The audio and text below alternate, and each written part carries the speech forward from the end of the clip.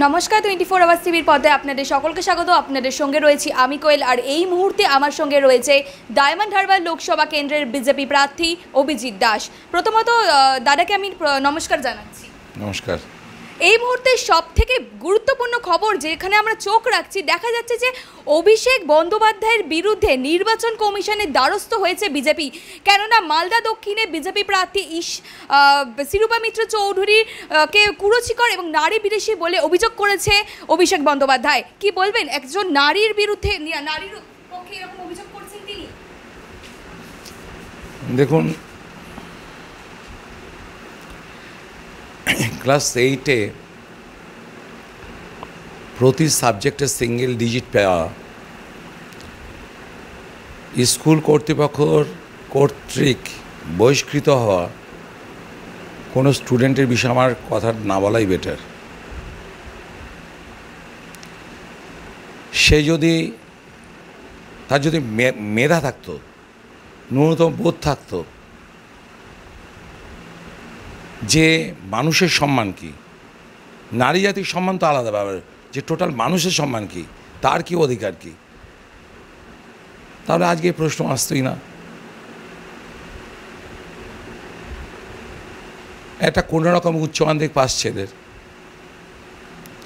সে তার পিসির দৌলতে, পিসি কি ভাইপো আমার ওই ব্যাপারেও জানতে চাইছে না, সকলে পিসি ভাইপো বলে আমিও বলছি, কারণ আমি তার ডিএনএ অ্যানালাইসিস করিনি। তো পিসিকে মিসইউজ করে সে আজকে যা ইচ্ছা তাই করছে। আপনার বলেন না অভিষেকের গড় যেন ওর পৈতৃক সম্পত্তি ডায়মন্ড হারবার, যা ইচ্ছে অত্যাচার করছে, এই অত্যাচার কিন্তু মেনে যাচ্ছে না। শুধু কি নারীদের কোনো সম্মান রাখছে? আপনারা সবাই সন্দেশ খালি নিয়ে খালি মিডিয়াগুলো ব্যস্ত। ফলতায় কম মেয়ে রেপ করেছে ওর বাহিনী, ঘরে ঘরে যান, গিয়ে দেখুন, হিন্দু মুসলিম প্রতি ঘরে যাবেন, কম খতরনাক নয়, 10 গুণ শাহজাহানের থেকেও বেশি কাজ করেছে ওর লোকেরা। কোনো ভোটই করতে দেয় না। আমাদের কিচ্ছু না, শুধু দেয়ালটা লিখেছিল পারমিশন নিয়ে। দেয়ালটা লেখার পরে এই অভিজিৎ দাস নামে ব্যানার, দেয়াল লিখেছিল আমার নামে, যার দেওয়াল তার সঙ্গে পারমিশন নিয়েই। এরা তো লিখিত পারমিশন দেয় না, মৌখিক। দেয়ালটা মুছলো, মুছেও খামতে হলো না। যে দেয়াল লিখেছে তাকে থ্রেট করলো যে এলাকায় থাকতে দেবো না, এবং তাকে দিয়ে লিখিত করালো যে আমি কোনো দেয়ালের পারমিশন দেয়নি। তারপরে যে লিখেছিল আমাদের মণ্ডলের ভাইস প্রেসিডেন্ট বাপ্পাদিত্য, জীবনে মনে কাউকে চড়ও মারেনি, তার বাড়িতে গিয়ে হামলা করলো, বোম মারলো। তা তো সব কিছু আপনারা জানেন, ভিডিও তো পেয়েছেন। পুলিশ কি অ্যাকশন নিয়েছে? আমাকে ছুটতে হলো, গিয়ে আমাকে কমপ্লেন করাতে হলো। আজকে আমি আরোকে বললাম 1-2জন কিন্তু অ্যারেস্ট করতে হবে, আমি কিন্তু ছাড়বো না। উনি বললেন আমি এখনই বলছি এসপিকে। তা বিষয়টা হচ্ছে যে এই যে অত্যাচার, এ সম্পূর্ণ অভিষেক ব্যানার্জির জন্য। তার কাছে নারী জাতি কি না তো বলছে, আর ওখানে বলছে ওর গুন্ডা বাহিনী গিয়ে ও 13 বছরের মেয়েটাকে রেপ করবে। 6 বছরের মেয়ে বাচ্চাটাকে নাকি কেটে গলা নলি কেটে ফেলে দিয়ে যাবে। কোথায় আছেন মমতা ব্যানার্জি? ওনার কাছে খবর পৌঁছেছে না? ওনার আইবি রিপোর্টের মাধ্যমে যাচ্ছে না? আমরা জানি যে সদ্য তৃণমূল থেকে বিজেপিতে যোগদান করেছে উত্তর কলকাতার বিজেপি প্রার্থী তাপস রায়, আর সেই পরিপ্রেক্ষিতে অভিষেক বন্দ্যোপাধ্যায় বলছেন যে ইডির ভয় বিজেপিতে যোগ তাপস রায়ের, এছাড়াও বিজেপিতে কোনো প্রার্থী নেই, তাই তৃণমূল থেকে প্রার্থী নিয়ে বিজেপিতে প্রার্থী করা হচ্ছে। কি বলবেন? বিজেপিতে প্রার্থী নেই, ইডির ভয় উনি তাপস রায় যোগ দিলেন, আর তাকে উনি প্রার্থী করতে হলো। তার কোয়ালিটি আছে বলেই তো প্রার্থী করতে হলো। তাপস যথেষ্ট লোক, হাইলি এডুকেটেড লোক, আমি পার্সোনালি জানি। বিভিন্ন দলের কয়েকটা যে লোককে পছন্দ হয় আমার, এবং এখনও যারা অপোনেন্ট আছে তাদের মধ্যে উনি একজন ছিলেন। সবাই তো আর অনুব্রত নয়, আর ভাইপো নয়। ইডির ভয়টা অন্যরা কেউ পাচ্ছে না, পাচ্ছে ভাইপো। যে আমি গ্যারেজ হব না দেশ ছেড়ে পালাবো, এখন ওই চিন্তায় ওর ঘুমোচ্ছে না। হয় অতিরিক্ত ঘুমের ওষুধ খাচ্ছে, আর নয়তো অন্য কিছু সেবন করে ঘুমাচ্ছে। 26,000 মানুষের চাকরি বাতিল হয়েছে, সেখানের মধ্যে কেউ টাকা দিয়ে ঘুষ নিয়ে চাকরি করেছিলেন, আবার কেউ যোগ্য চাকরি প্রার্থী ছিলেন। সেখানে দাঁড়িয়ে রেখে যোগ্যরাও কিন্তু একইভাবে শায়েস্তা হতে হলো তাদেরকে, কি বলবেন? তা যোগ্যরা বা জবাব দিক, যে পাপিষ্ঠা রমণীর জন্য তাদের এই দুর্দশা।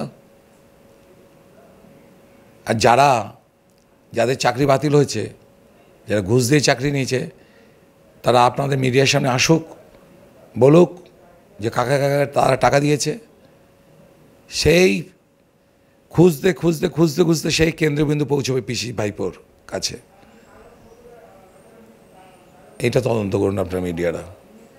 তবে তৃণমূল থেকে বারংবার বলা হচ্ছে যে চাকরি দেওয়ার ক্ষমতা নেই, অথচ চাকরি কেড়ে নেওয়ার ক্ষমতা আছে তাদের। ওর ভাইপো কটা চাকরি দিয়েছে? জোকা থেকে পিসি ভাইপো জোকা থেকে ডায়মন্ড হারবারে কতগুলো ফ্যাক্টরি বন্ধ করেছে 10 বছরে? যে স্পেকট্রাম বন্ধ, জার্মান ফ্যাক্টরি বন্ধ, সিমেন্টস বন্ধ, হাটা টেক্সটাইল বন্ধ, সেন্ট্রাল জুট মিল বন্ধ, বিড়লা জুট মিল ঢুকছে, সেজ বন্ধ, স্পেশাল ইকোনমিক জোন যে তৈরি হয়েছিল ফলতার, 75% ফ্যাক্টরি বন্ধ করে দিয়েছে 10 বছরের মধ্যে। এত তোলাবাজি ওর দলের লোকেদের। একটাও চাকরি দেওয়ার কিছু, একটা নতুন ফ্যাক্টরি এনেছে? দেখাক না, শ্বেতপত্র প্রকাশ করুক না, একদিন বসান না আমার সঙ্গে, বসান। ও তো বলে এক বাপের ব্যাটা নয়, এ না করে দিই, এ হবে না, অনেক বড় বড় বলে না, কিছু বলতে হবে না, আসুক বসুক। আর ফাঁপা কষি যদি ফাটিয়ে না ছাড়তে পারি তো আমার নাম ববি নয়। জেলে যেতেও রাজি, তবুও এই চাকরি হারাদের পাশে রয়েছে মুখ্যমন্ত্রী, তিনি আশ্বাস দিচ্ছেন। ঘুষ তো নিয়েছে, টাকা তো নিয়েছে, তার পাশে থাকতে হবে তো, নয়তো জ্বালা হবে তো। ওনার নামটা তো বলে দেবে না। তিনি কিন্তু এই রায়কে, এটা একটা ঐতিহাসিক রায়, তিনি এই রায়কে বেআইনি বলছে এবং বলা হচ্ছে যে বিজেপির কথা এই রায় হয়েছে। আইনটা তো উনিই করেছেন। যে রাজ্যের চিফ মিনিস্টার বলেন যে রাজ্যের হাতে টাকা চাপানোর ক্ষমতা দেওয়া উচিত, তার কাছ থেকে আপনি কি আর আশা করবেন? কোনটা আইন আর কোনটা বেআইনি? কলকাতা হাইকোর্টে পেশ করা হয়েছে কালীঘাটের কাকুর কণ্ঠস্বর। সেখান থেকে ইডি দাবি করেছে যে আগে যেসব অভিযোগ ছিল কালীঘাটের কাকুর বিরুদ্ধে, সেই সব অভিযোগ স্বপক্ষেই কিন্তু মিলে গেছে। কি বলবেন এরপর কি কোনো রকম অন্যরকম মোড় ঘুরতে পারে? কিছু তো হবেই। ফরেন্সিক রিপোর্ট যখন এসছে, মিলে গেছে যখন। কালীঘাটের কাকু তো নাম মাত্র, এর পিছনে কে থাকতে পারে বলে আপনি মনে করছেন? আর থাকবে তো পিসি ভাইপো, আবার কে আছে? এটা আবার বলতে হবে নাকি? আমি যে কোনো বাচ্চা ছেলেকে জিজ্ঞেস করুন না, তারাও বলে পিসি ভাইপো। এখন এই পিসির রাজত্ব, ডায়মন্ড হারবার থেকে ভাইপোর এই রাজত্ব, এই দুটো চাইছে প্রত্যেক মানে সংখ্যাগুরু সংখ্যালঘু সব সম্প্রদায়ের মানুষরা। আমরা শান্তি চাই, আমরা ডেভেলপমেন্ট চাই। যে মুহূর্তে ভাইপো হটবে, 1 বছরের মধ্যে এখানে মেট্রো আমি তৈরি করব।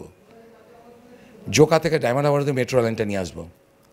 এই ন্যাশনাল হাইওয়ে 117, এই ডায়মন্ড হারবার রোড, এটাকে চওড়া করা হবে। যেই মুহূর্তে মেট্রো আসবে, সব থেকে প্রফিটেবল হবে তৃণমূলের নেতারা। কারণ যত ডায়মন্ড হারবার রোড দুধারে যত জমি ওরা কিনে রেখে দিয়েছে প্রমোটিংয়ের নামে। প্রফিটেবল কীভাবে হবে? না, 2 লাখ টাকা জমি 10-15 লাখ টাকা হবে, তারপর বিল্ডিং হবে। যে ফ্ল্যাটের স্কোয়ার ফিট 1,5-2 হাজার টাকা হতো, সেটা 5-6 হাজার স্কোয়ার ফিট হবে। কোটি কোটি টাকা কামাবে।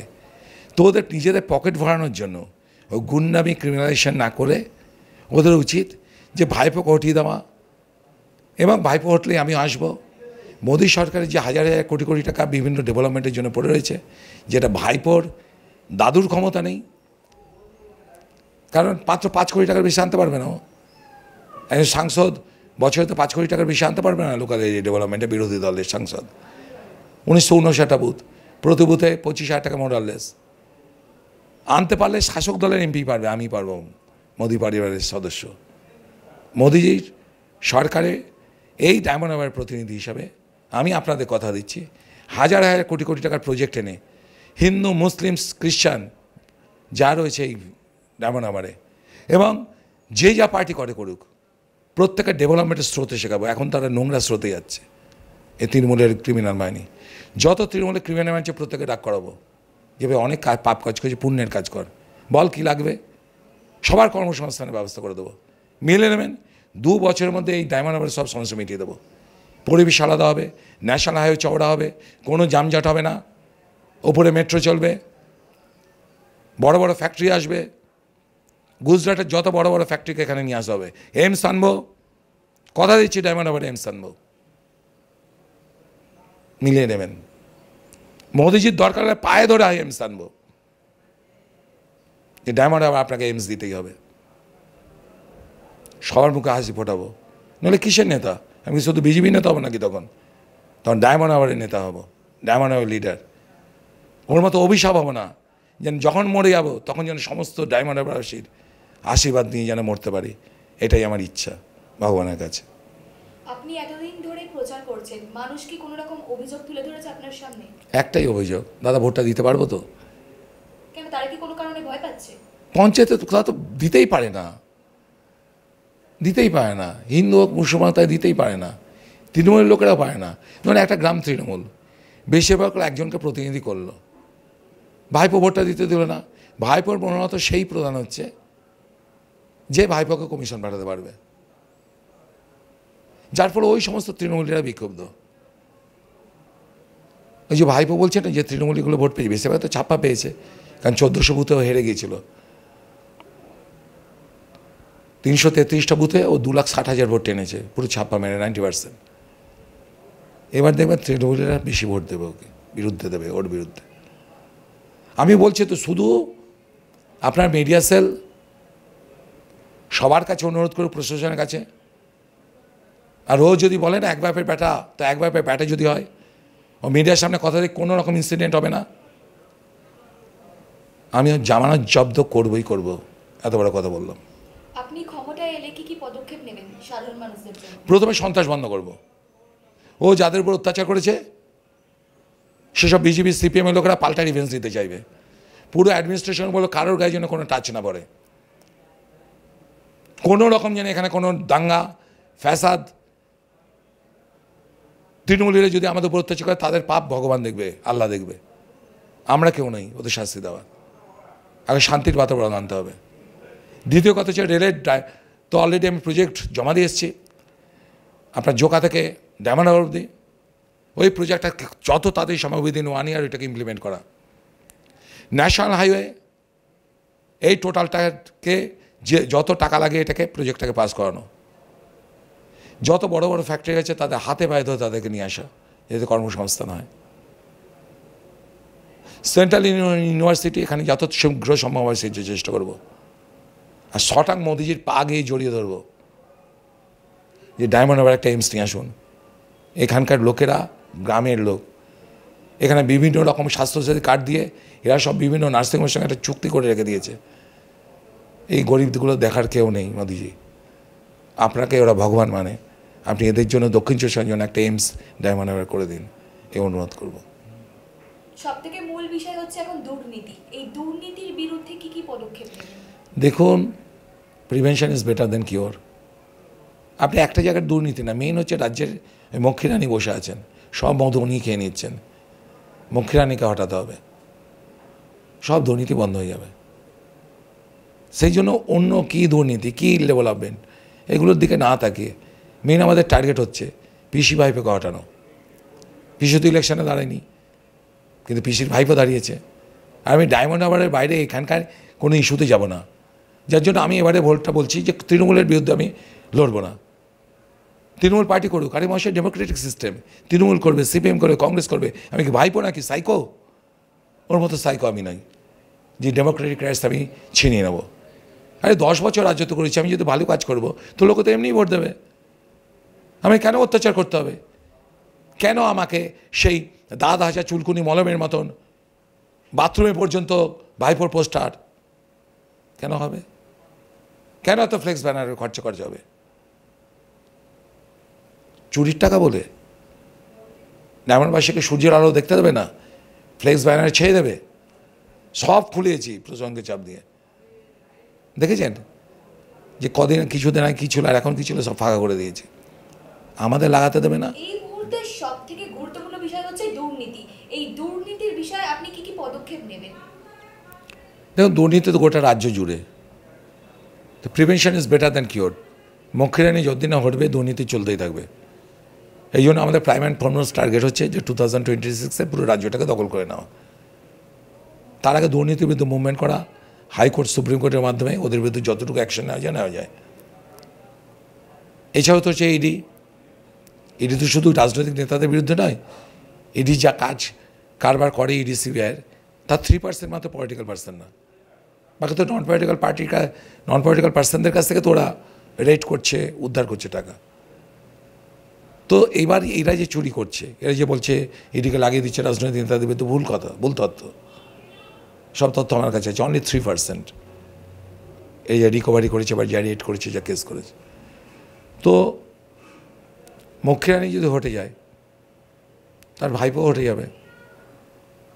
রক্ত চুষাতে হটে গেলে লোকের রক্ত শরীরেই থাকবে, মানুষের ডেভেলপমেন্ট হবে। এই যে ফ্যাক্টরিগুলো দেখছেন, এতগুলো ফ্যাক্টরি বন্ধ হয়েছে।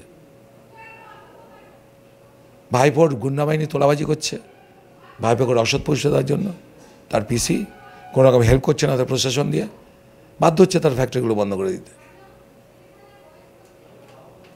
আজকে যা ইচ্ছা তাই করছে, প্রশাসন ইনঅ্যাক্টিভ ডায়মন্ড হারবারের।